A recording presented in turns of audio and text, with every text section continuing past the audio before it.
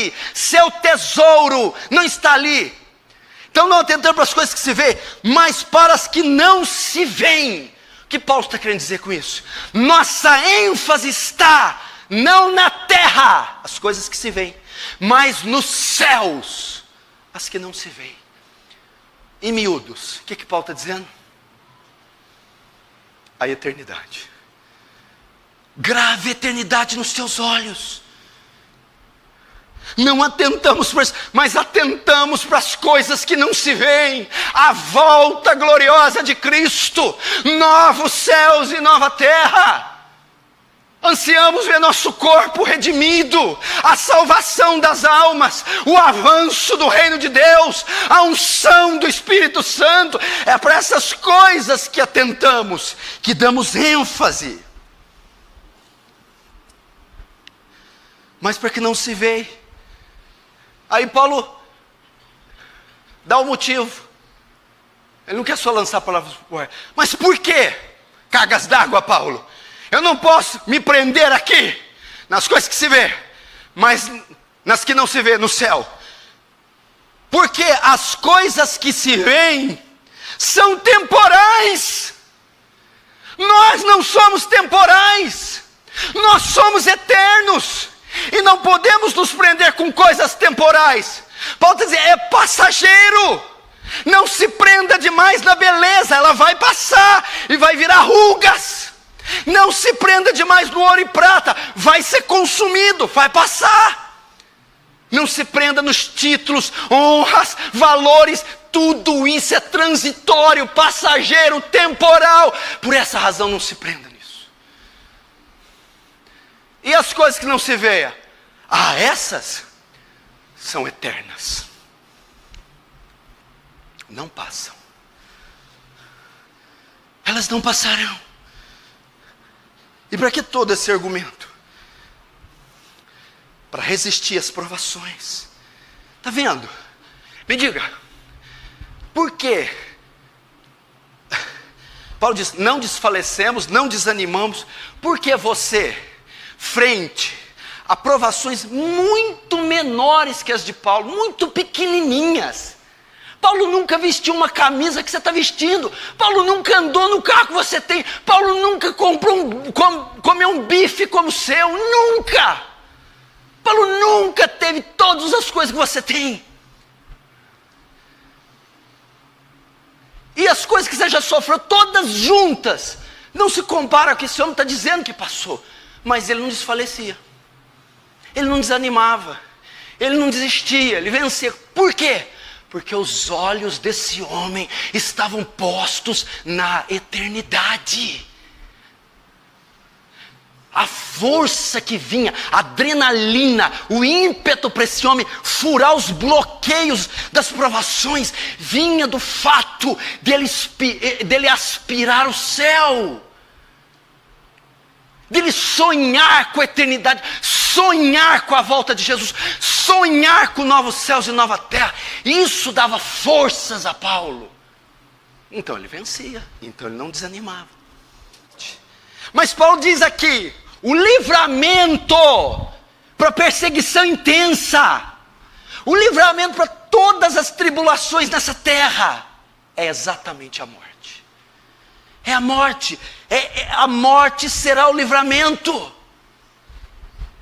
Ele chega aqui no capítulo 5, se a casa terrestre se desfizer, dando exemplo da morte, ele vai dizer, todas as provações e choros e dores e intempéries e todos os pecados e tentações vão se findar com a morte. Entretanto, a morte não é o fim, e sim o começo de algo glorioso. A morte não é o fim da nossa vida, é o começo de algo glorioso. O que é esse algo? A morte é o começo da eternidade. Mesmo que esse corpo se corrompa, adoeça, envelheça, até morra, se desfizer, se destruir. Primeiro, o que eu aprendo? A vida na terra é temporária, gente. A vida na terra vai se desfazer. A vida aqui é passageira. A ideia aqui é tabernáculo. O tabernáculo não era fixo. O tabernáculo não tinha ele não tinha um lugar específico. Era instável. Cada dia estava no lugar, se desmanchava, se desfazia. E ele compara este tabernáculo com a nossa vida. A sua trajetória na terra é temporária, é passageira. A sua vida tem um começo e vai ter um fim. O seu corpo não é imortal, ele morrerá. Primeiro ele diz isso. Pense nisso. Você que investe tudo aqui, todo o seu esforço, inteligência, tempo, dinheiro, nesse mundo, só nesse mundo. Paulo está dizendo, é temporário, é passageiro, é um corpo mortal. Por enquanto a nossa morada é na terra. Por enquanto a ideia é esse período, esse momento, essa sociedade, essa jurisdição, essa política, essa cosmovisão, ela é temporária, gente. Mas um dia estaremos aonde o tempo não passa, novos céus e nova terra. Outra vez, grave a eternidade nos seus olhos. Grave a eternidade nos seus olhos.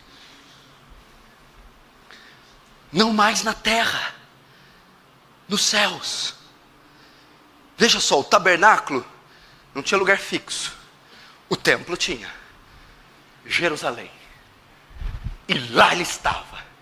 Aqui não estaremos para sempre, mas um dia na Jerusalém celestial, lá seremos plantados e edificados para sempre. Então o que Paulo está falando para eles? Por que ele está dizendo isso? Está botando a esperança dos coríntios na eternidade e não na terra. Enquanto nessa vida haverá sofrimento, dor. O que Paulo está dizendo? Este mundo não foi feito para nos dar felicidade. Enquanto neste tabernáculo gemeremos, enquanto nessa terra sofreremos, enquanto na nossa trajetória nessa vida, dor, sofrimento, perseguição, tribulação, esse mundo não é o lugar de nós gozarmos de felicidade. Esse mundo não nos trará nenhuma paz. Por isso mesmo, nesse tabernáculo gememos. Nesse tabernáculo, que tabernáculo? Esse corpo. Esse corpo? Esse corpo que está onde? Nessa era.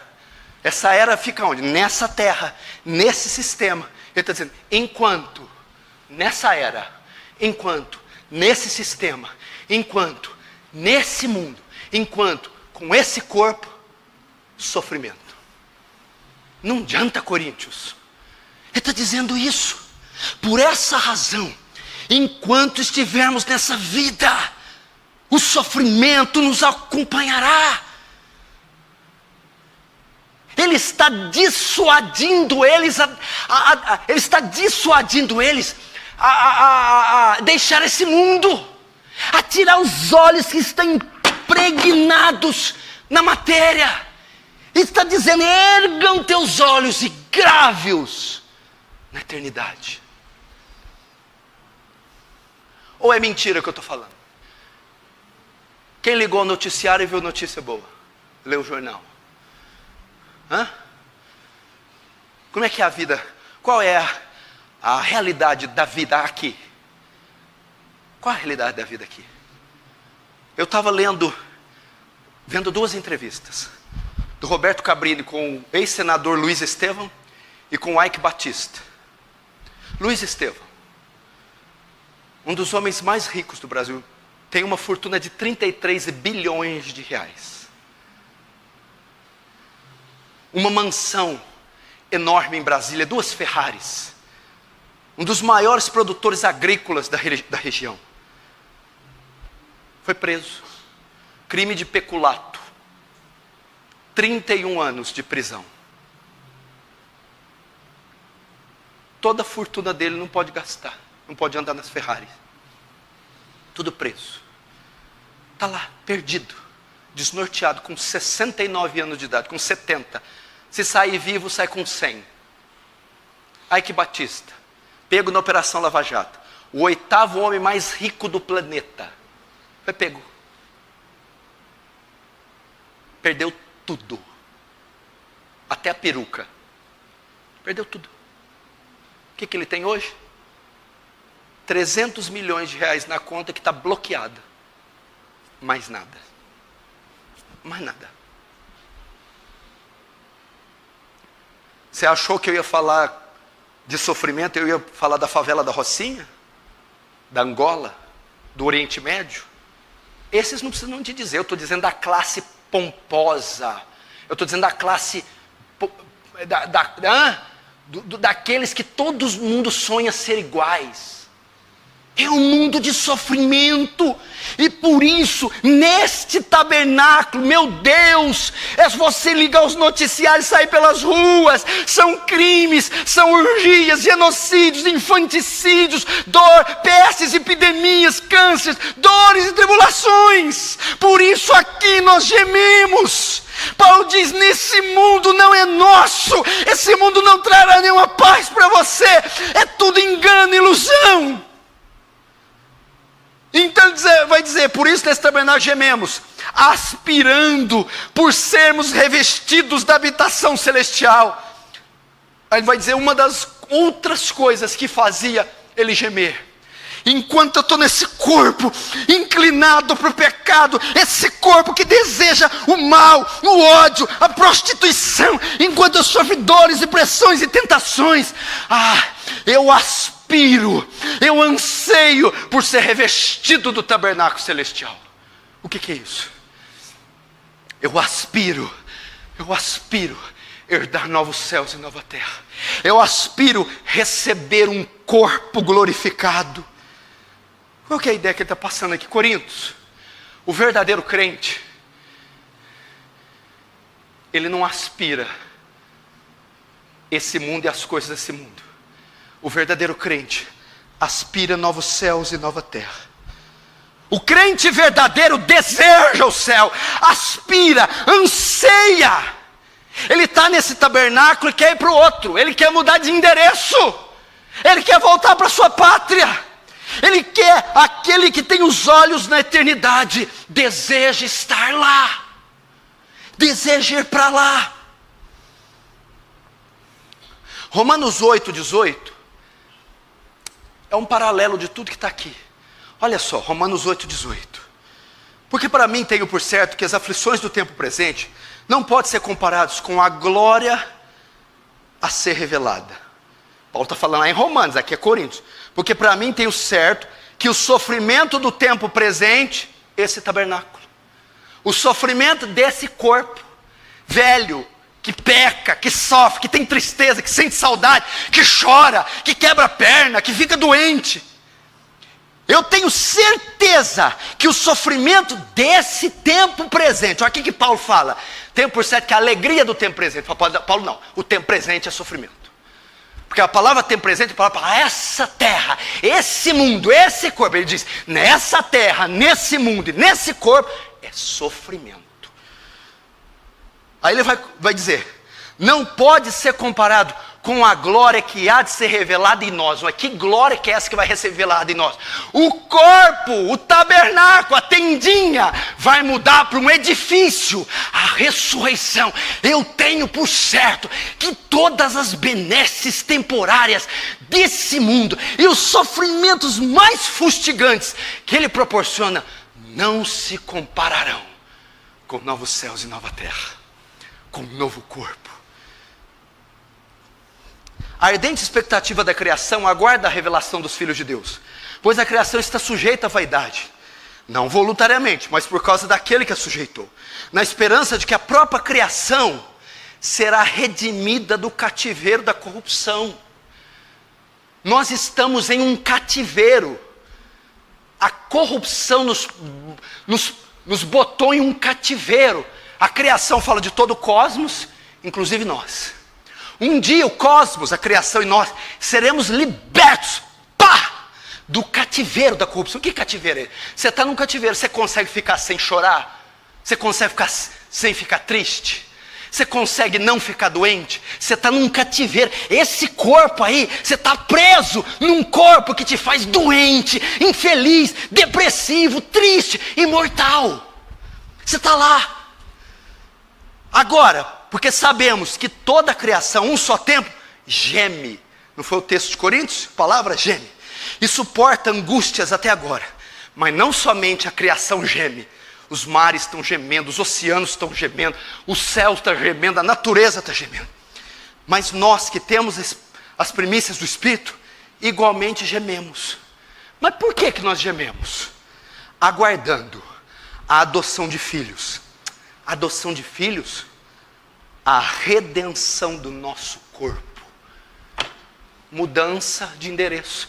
Tenda transformar-se em edifício. Se Jesus voltar hoje, aqui agora, você está vendo essas mãos ruguentas, feias, essa tosse, essa bronquite, essa asma, esse dor no pulmão, essa canseira na coluna, isso tudo vai ser refeito, transformado em um corpo glorioso. Paulo está dizendo isso, aguentem o sofrimento, passem as tribulações, superem a velhice, e ainda que vocês morram, esse pó, esse cometido de bichos dentro de um túmulo, vai célula com célula, vai se juntar, se recriar em uma nova forma gloriosa. E Paulo prossegue, porque é necessário que isso que é corruptível se revista da incorruptibilidade. O que é corruptível? Sujeito à corrupção, ao apodrecimento, a pecado, a degradação, a morte. Mas isso na ressurreição, isso aqui vai se revestir de incorruptibilidade, de perfeição, de impecabilidade. Nosso Deus, que coisa gloriosa! E isso que é mortal se revestirá da imortalidade. Pode chamar o Charles Bronson, o Arnold Schwarzenegger, vai, atira. É imortal agora. É o Neo. Lembra do Matrix? Na ressurreição, Paulo está dizendo, deixa matar agora. Pode matar, deixa Nero vir com a espada. Mas um dia, esse corpo morto, decapitado, vai se erguer em um corpo indestrutível, em um corpo incorruptível, em um corpo imortal. E nunca mais conceberá a morte. E quando isso que é mortal se revestir da imortalidade, e isso que é corruptível se revestir da incorruptibilidade, cumpre-se a palavra que diz, tragada foi a morte na sua vitória. O Senhor prometeu que Ele voltará. O Senhor prometeu que quem crê nele, Ele ressuscitará no último dia. E o Senhor prometeu, dizendo, eu sou a ressurreição e a vida. Quem crê em mim, ainda que morra, viverá. E esse, no último dia, eu ressuscitarei. Paulo vai dizer, é uma promessa. Foi Deus quem prometeu. Podem descansar. Isso há de acontecer. Ora, foi o próprio Deus quem nos preparou. Preparou isto. O que quer dizer isto? Foi o próprio Deus que prometeu a ressurreição. O próprio Deus que prometeu a glorificação.